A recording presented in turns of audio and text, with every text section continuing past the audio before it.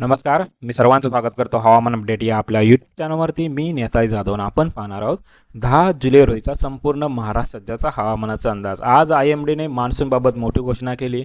मान्सूनने आज जवळपास 9 जुलैला संपूर्ण देश व्यापला आहे. दरवर्षी मान्सूनचा जे ऑफिशियल तारीख जर पाहिली ऑन अन ॲव्हरेज 8 जुलैच असते. यावर्षी 9 जुलैला संपूर्ण देश व्यापला.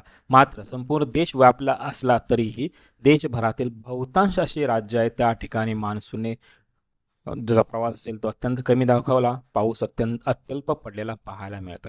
याचबरोबर मान्सून जरी दाखल झाला असला संपूर्ण देशभरामध्ये, मात्र येणाऱ्या 24 तासानंतर संपूर्ण देशभराचा जो भूभाग असेल म्हणजे असं मैदानी भाग असेल त्या ठिकाणी पावसात अत्यंत कमी येण्याची दाट शक्यता आहे. सर्वप्रथम सिस्टम प्रणालीबद्दल पाहिलं, बंगालच्या उपसागरात जे कमी दाब तयार झाला होता तो उत्तर भारतामध्ये आल्यानंतर जवळपास उत्तर प्रदेशचा दक्षिण भाग असेल या भागामध्ये आल्यानंतर तो विखरून गेला आहे. सध्या कोणतीही ॲक्टिव्ह सिस्टम्स त्या ठिकाणी अस्तित्वात नाही.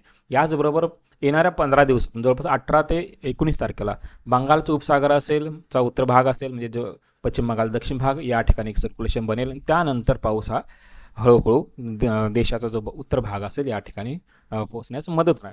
तत्पूर्वी जर पाहिलं, उत्तराखंड असेल, उत्तरांचल असेल, याचबरोबर जम्मू काश्मीरचा दक्षिण भाग असेल म्हणजे जो पर्वतीय रांगाचा जो दक्षिण भाग असेल या भागामध्ये पावसाच्या ॲक्टिव्हिटीमध्ये काही अंशी वाढ पाहायला मिळण्याची दाट शक्यता आहे.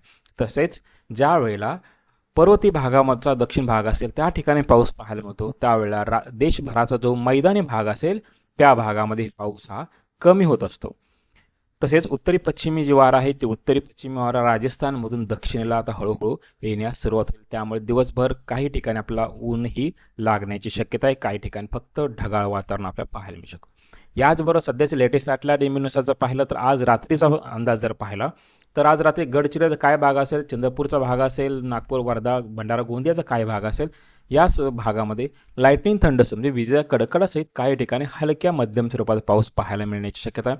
याचबरोबर घाटमाथ्याचा भाग असेल एक दुसऱ्या स्वरूपातच हलक्या स्वरूपात पाऊस पाहायला मिळेल. सार्वत्रिक पाऊस मात्र या ठिकाणी पाहायला मिळणार नाही. तसेच राज्याच्या इतरत्र भागात जर पाहिलं ढगांची दाटी पाहायला मिळत आहे, मात्र या ठिकाणी कोणत्याही स्वरूपाचा पाऊस आपल्याला पाहायला मिळणार नाही आहे. सोलापूरचा पाहिला, सोलापूरचा जो पंढरपूर, सांगोला, मंगळवेढा, दक्षिण सोलापूर असेल, उत्तर सोलापूर असेल या ठिकाणी ढग दाटलेले पाहायला मिळतात. मात्र या ठिकाणीही पाऊस जर झाला तो एकदम तुरळक स्वरूपाचाच पाऊस होईल. तसेच येणाऱ्या 24 तासाचं पाहिलं तर येणाऱ्या 24 तासामध्ये राज्याचा बहुतांश भाग हा कोरडा स्वच्छ राहणार आहे.